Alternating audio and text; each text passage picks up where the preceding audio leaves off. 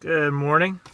So woke up today to a new update on my Tesla, and yeah, so I wanted to kind of quickly go over what I saw in the update. It's still version 8.1, but it is 17.17.4 for the software.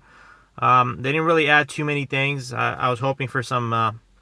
I guess there's some talks that there should be some enhancements on the touchscreen or additions, and I was trying to see if that was going to be the case, but it looks like one thing they did put on there in the update is automatic emergency braking. Um, so Tesla actually had that, I guess. They took it away. Consumer Reports basically dinged them on it and lowered their rating on the vehicle, and seems like they've basically brought it back. Um, so I'll show you guys how to get to it as well. Now, another thing that they did change on this update is the autopilot speed limits.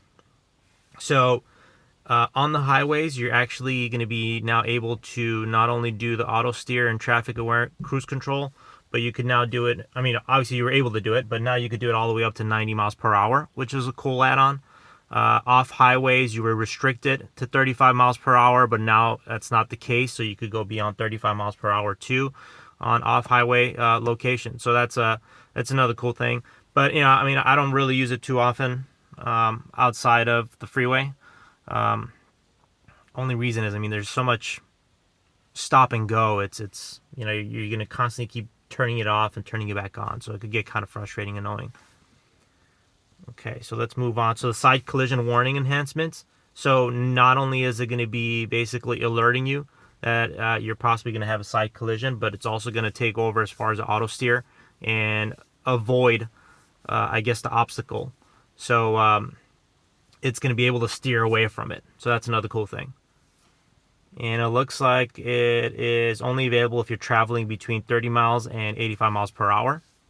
Another cool thing is the auto high beam. So if you do turn your car on high beam for any particular reason, let's say you're on back roads where there really isn't too much lighting, it's at nighttime. What it'll do is if it sees oncoming traffic coming down that street, it's actually going to put the high beams back to low beam. I guess to not disturb their view, obviously, and then it'll go back into high beam. So that's kind of a cool feature as well. But it looks like that's all they did. So yeah, let's go into how you can make some of these changes. As far as the high beams, it's really easy. You're just going to go into controls and driving, and then you're going to see the auto high beam option there. So you just want to have that turned on if that's what you want to do.